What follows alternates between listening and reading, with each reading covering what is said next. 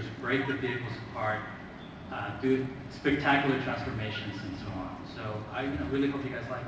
Well, let's... One more thing, we should say that we are stretching the limits of what you can do in CG on television. And we are pushing, we're working with a partner in Japan named Polygon, and we are pushing what's possible for TV. We're pushing as far as anyone has. Strong acting.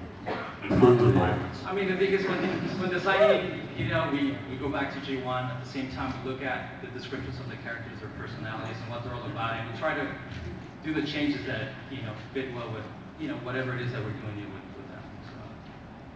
So. Want to show some Autobots, maybe? Autobots! We should say these are just flat designs. Yeah, these are flat, but rendered designs, but they're not the full CG render models. Do you see President doing okay? That was a little teaser. Awesome! That was all right, so that's it. Thanks for coming in here. Yeah. Bumblebee! All I can say about Bumblebee is he looks damn hot. Same thing is taking elements. There's it's all about the characters. The thing with him, a lot of the stuff that we try to play around with is try to give him this, he's a scout, this power within his body type, but at the same time his face has this sort of boyish look. There's a charm to it. So that was sort of the main thinking points with him.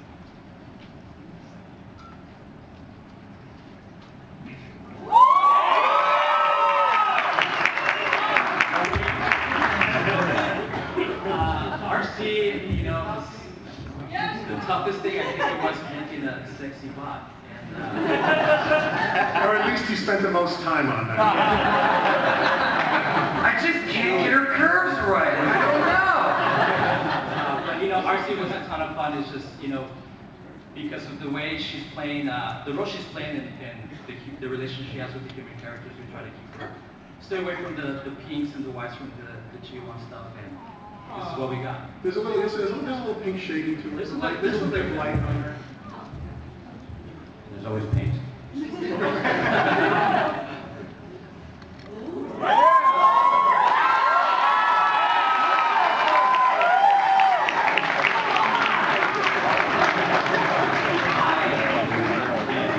think we might have to replace him. Nobody likes him. Flip jumper looks really good. I mean, my favorite part of the design was the head. I really went to the original version and tried to take the points. We got the horns in there. It looks good. It's a red surprise. It looks good. And we're all gonna have horns.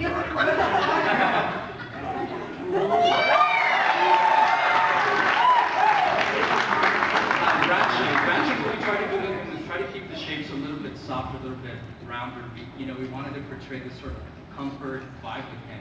He's a doctor. He's the bones of the team. So same thing. I think a lot of the stuff, especially details within the face. If you look at the G1 stuff, you can see a lot of difference. Let's introduce some of the humans, maybe? Some of the humans?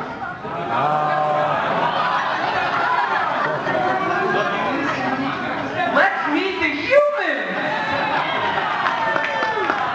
Come on, look how awesome he is!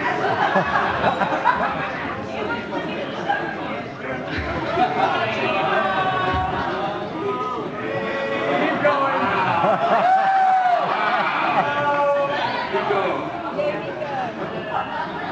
That's Nico.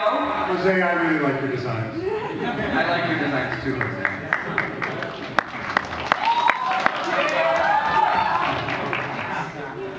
the rap. You guys are gonna love these characters, and I can't wait to be here next year.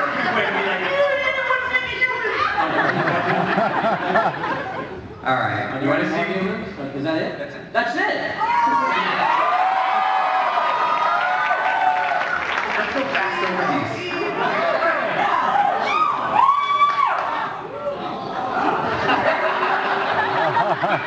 Well, the troopers, what we needed is, they're kind of like the stormtroopers from Star Wars. We needed somebody to do really dirty work with the Decepticons. They're the ninjas, because they just go out and sneak around and custom sort of done.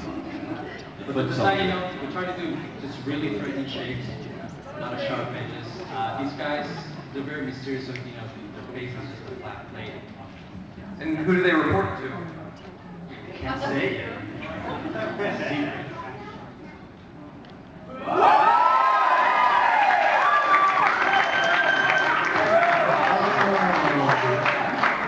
Megatron, same thing. I mean, Bucket is back, so I hope you guys enjoy that.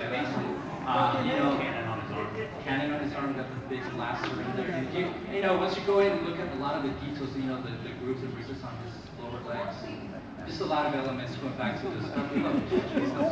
We should also have the fact that if you notice Megatron's kind of vehicle mode isn't necessarily reminiscent of an Earth-based vehicle. That's because he feels like Earth technology is so inferior to Cybertronian he refuses to become an Earth-based vehicle. Yeah, which Transformers is this awesome game. This is actually all the designs that we are allowed to show today.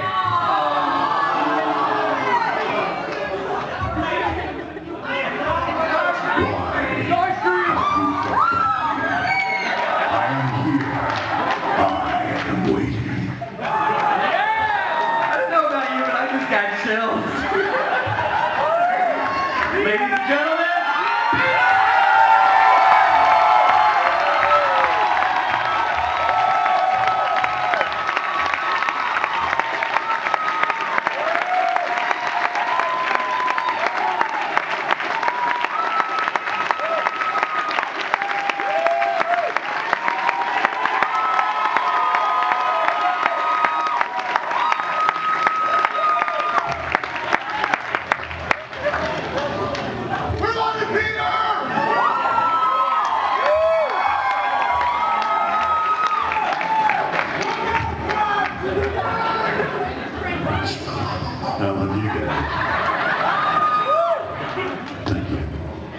ladies and gentlemen, that's Peter Cullen.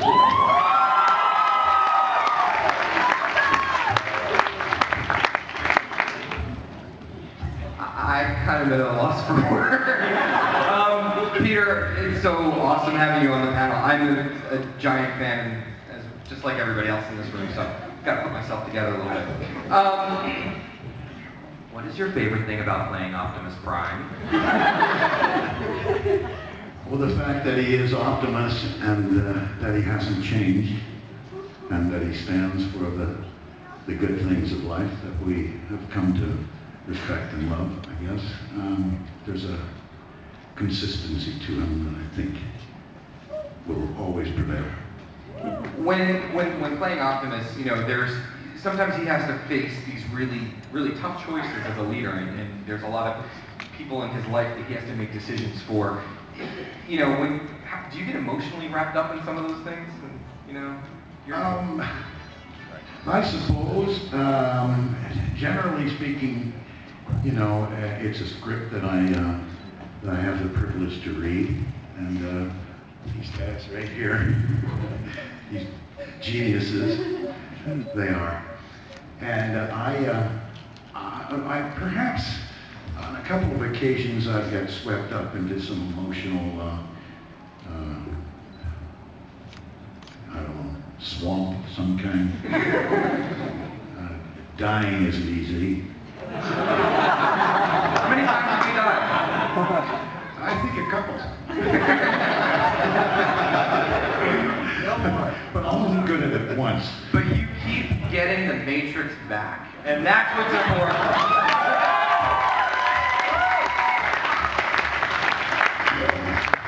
When you're made of metal.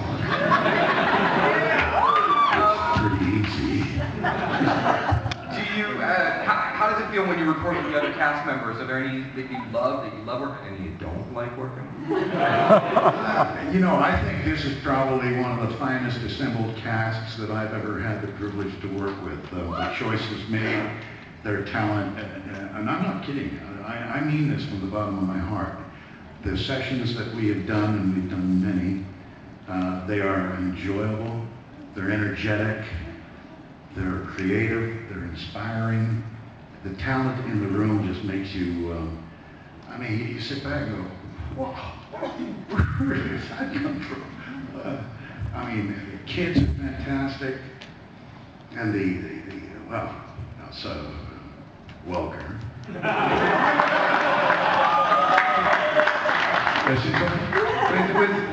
I'm sorry, did you say Welker? Frank. Is he fun to work with? Frank Welker. Yeah, he's okay. He's okay. We have a little clip to share for you guys, and I think you're gonna like this a little bit. It's just a little treat.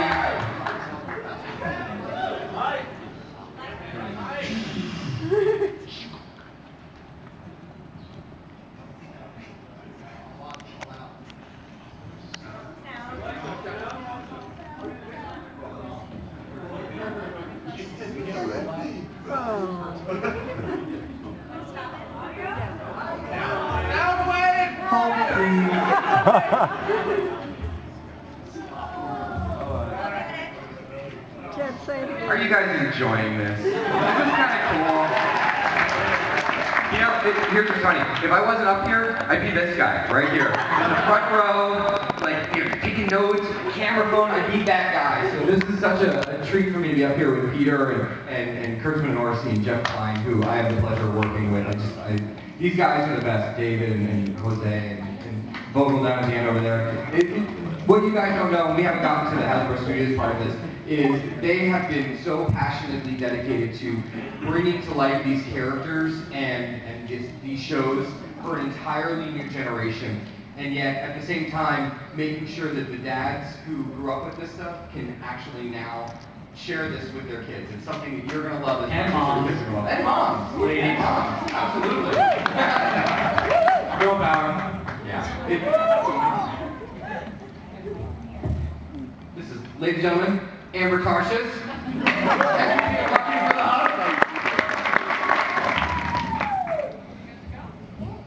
I'm Peter Cullen. I play the part of Optimus Prime. I'm Frank Welker, and I play the part of Megatron.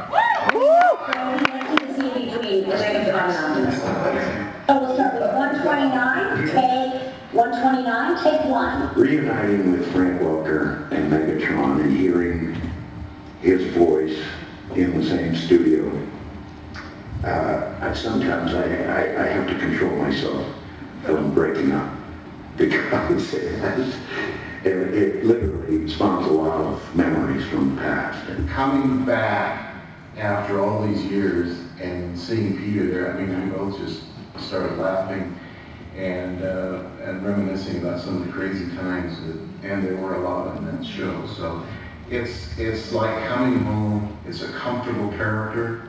It's a comfortable group. It's really important to me that Optimus Prime always maintains that sense of dignity